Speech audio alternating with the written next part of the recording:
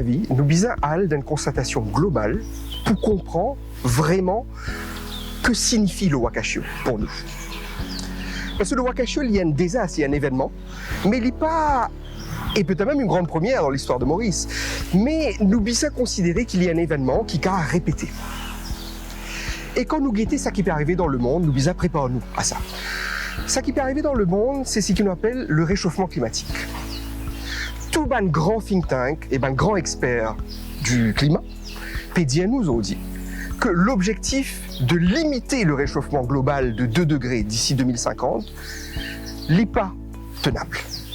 Au contraire, nous pouvons faire face à une situation que nous sommes beaucoup plus proches des 3 à 4 degrés d'augmentation des températures globales. Ça, il y a un impact direct dans nos pays. L'impact, il est simple. Nous pouvons faire face à la montée des eaux, qui peut avoir des conséquences terribles pour nos lagons, nos littoraux et les côtes. Et nous pouvons faire face à une situation d'augmentation de chaleur qui nous peut vivre déjà à Maurice. Dans l'été, Maurice, on dit nous avons une température qui nous pas gagner il y a quelques années. Par rapport à ça, l'éclair qui nous banne certains de nos bannes politiques environnementales, mais aussi certaines de nos bannes politiques qui sont liées à la sécurité, n'est pas adapté. Et pour moi, c'est exactement ça que démontre le Wakashio. Nous pas prêts à un événement comme le Wakashio. Nous pas prêts à ce qu'il y ait un gros bateau vienne crase dans nos récifs. Pourtant, nous avons un radar, nous avons un côte, nous avons techniquement une bouée, tout ça là, tout est là. Mais nous pas prêts. Nous pas trouve bateau là, le radar. C'est dire. Donc, c'est clair que c'est un exemple du manque de préparation de notre pays à cela. Et le monde est dans une situation de disruption généralisée qui peut entraîner de gros problèmes économiques, de gros problèmes sociaux, de gros problèmes environnementaux, de gros problèmes politiques. Et repenser à Maurice la sécurité civile, living pour nous une urgence. Et c'est pour moi, le premier anniversaire du oil spill, c'est le sens que le Wakashio Bizaina pour nous aujourd'hui. Qui conséquences nous tirer de ça et qui actions nous mettre en place pour que, si ça réarrivait, nous préparer.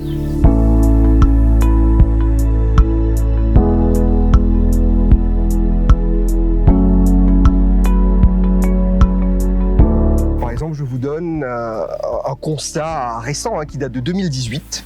En 2018, l'UNEP, donc la United Nations Environment Programme, place Maurice à la 16e place des pays les plus exposés aux risques et aux conséquences du réchauffement climatique. 16e sur 171, donc c'est dire que le problème est urgent. Le réchauffement climatique lie bien évidemment à une question environnementale. Mais sa question environnementale-là, il peut produire des conséquences et des disruptions sociales, économiques et politiques. Nous typons cause la montée des eaux, qui est une conséquence directe. Mais le réchauffement climatique va aussi rendre l'agriculture, l'accès à l'eau à Maurice, de plus en plus compliqué et difficile. Il est clair que nous devons, dès maintenant, commencer à mettre en place des politiques publiques qui s'inscrivent dans l'augmentation de la résilience et de la sécurité civile pour nous à Maurice. Restons sur le thème de la sécurité civile. Le Wakashio l'année dernière nous a démontré le manque de préparation des autorités, le manque de protocoles en place et le manque de réponses déjà planifiées par rapport à une situation d'urgence et une situation de désastre. Ce qu'on appelle la sécurité civile, c'est quelque chose de très simple. C'est tout l'ensemble des dispositifs, des politiques et des institutions que l'État doit mettre en place afin de garantir la sécurité de la population. La sécurité civile comprend tout le système et tous les dispositifs de santé, tous les systèmes et les dispositifs de réponse aux urgences sanitaires, environnementales, pandémiques, etc. Tout le système et dispositifs de surveillance de nos côtes, de nos eaux territoriales, de nos lagons, et tous les systèmes de réponse à tous les petits malheurs, mais aussi les grands désastres qui peuvent arriver. Et la sécurité civile implique de coordonner les efforts et de coordonner ces institutions. Nous parlons de protocole. La première chose, à mon avis, qui nous tient bien faire après le Wakashio, c'était vraiment de revoir nos dispositifs qui permettent nous de donner une réponse efficace à cela. Avec le recul, nous ne trouvons que le gouvernement tienne l'équipement.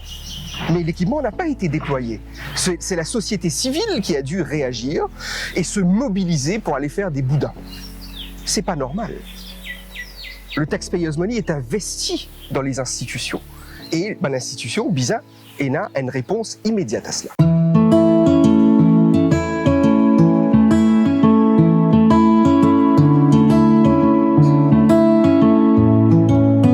C'est vraiment remettre en place nos protocoles de réponse aux urgences.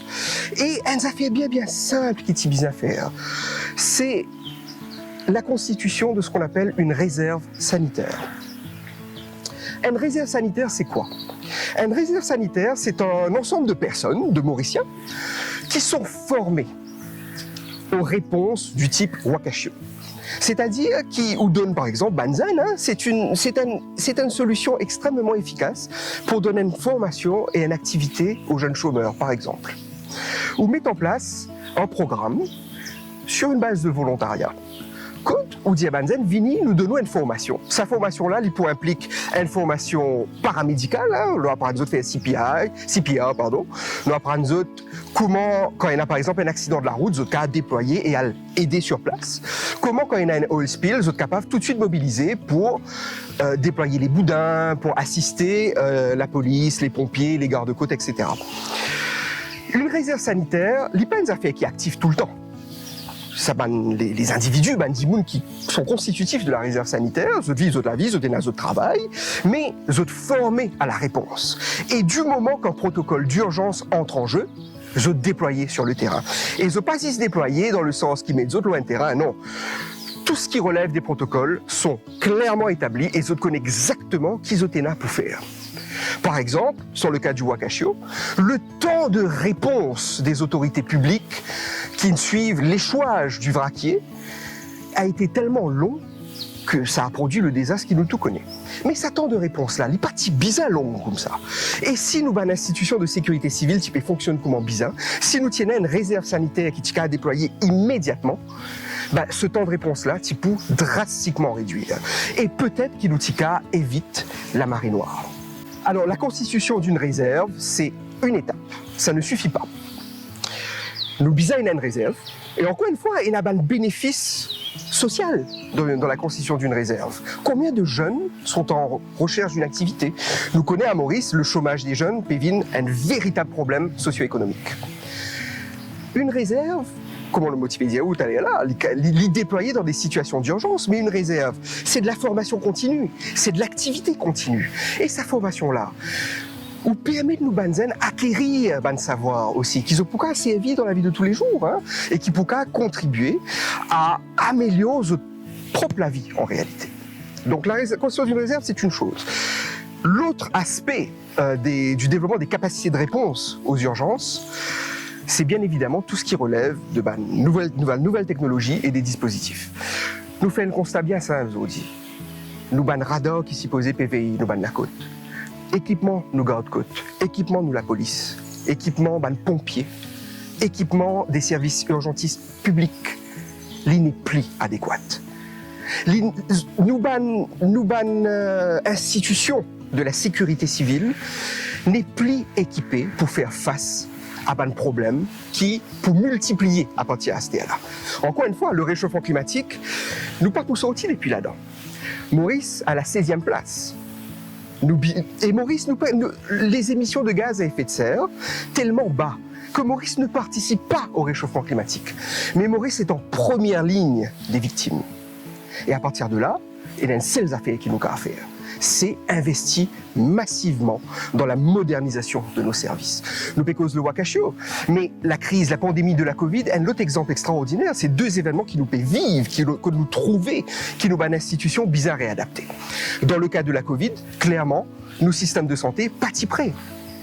il est vrai qu'aucun système de santé dans le monde pas paré à ça. Même si l'Organisation mondiale de la santé pétille à la sonnette d'alarme depuis plusieurs années en venant dire que pour une pandémie qui peut commencer à apparaître dans le monde et que nous, le gouvernement commence à développer une capacité de réponse à cette pandémie. L'immense chance qu'il nous gagne dans le cas de la Covid, c'est qu'il nous a l'île. Donc du moment qu'il nous ferme nos frontières, l'invine relativement facile pour le gouvernement de commencer à contrôler, de faire du contact tracing, etc. Mais à aucun moment le gouvernement n'a mis en place une vraie politique de réponse à une pandémie. Je peux donner un exemple très très simple. Entre les deux lockdowns, quand nous nouvelles l'année dernière et avant le lockdown de cette année, qui fait le gouvernement pas mettre en place une politique que tout le monde qui est dans l'hôpital ou dans une clinique bisa fait un test PCR. Déjà là où fait ça, on gagne un sample qui est beaucoup plus vaste qui peut gagner le contact tracing. Un affaire que le gouvernement pas dit à nous, c'est justement c'est quoi ce sample de la population. Quand on regarde par exemple comment est-ce que d'autres pays réagissent, ils répondent à la question de la pandémie, un outil qu'ils ont servi, c'est le random sampling. C'est-à-dire, ils n'ont pas d'atteinte qui est infecté et ils ont testé l'entourage de cette personne-là. Non. Ils ont fait un random sampling sur tout le territoire. Ça nous permet de développer un mapping de la pandémie. Et du moment qu'il y a un mapping de la pandémie, au cas augmente nos capacités de réponse. Est-ce que ça a été fait à Maurice? Pas encore. Nous connaissons à Maurice que nous avons entre les hôpitaux et les cliniques quelque chose comme 500 lits en réanimation, en ICU, en réanimation. Ce qui est clair dans une pandémie comme la Covid, et encore une fois, la Covid c'est une pandémie. WHO peut déjà dire qu'il y en a encore derrière. Ce qui est clair, c'est qu'il nous augmente nos capacités de lits en ICU. Nous tous connaissons qui gouvernement a des ventilateurs, on ne pas connaître qui peut faire ça. Mais ça ne suffit pas. Encore une fois, ou bien mieux forme, ou ban docteur, ou ban infirmier, le personnel hospitalier en général, ou bien donne cette information que vous êtes capable, encore une fois, du moment qu'il y a une urgence sanitaire déclarée, vous connaissez exactement qui protocole bien suivre, qui bien faire. Et là, encore une fois, c'est là aussi que la réserve sanitaire entre en jeu. Parce que si nous trouvons, nous ban docteurs, nous ban infirmiers, nous ban nurses dans l'hôpital, à quel point nous sacrifier les autres temps et les autres efforts dans sa pandémie-là. Et d'ailleurs, nous bisons applaudir eux, parce que ce sont des vrais héros, les frontliners. Mais nous bisons développer un système qui, du moment qu'il nous retrouve nous dans une situation comme ça encore, nous avons le soutien qui bisant, soutien logistique, soutien en personnel et soutien en technologie. Dans deux exemples très simples, nous trouvons que nous avons une institution là. Nous avons la police, nous avons les pompiers, nous avons la garde-côte, nous avons l'hôpital. Mais nous avons une institution bien modernisée.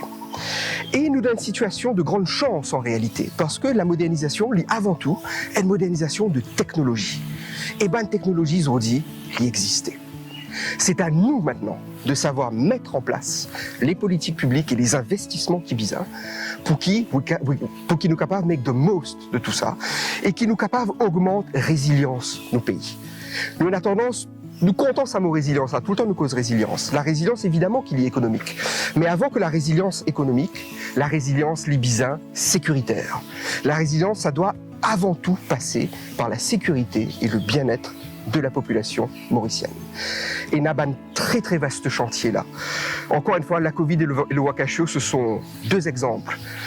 Beaucoup nous quand même dire que c'est une répétition générale de ban désastres et ban disruptions beaucoup plus grands qui peut attendre nous d'ici quelques années.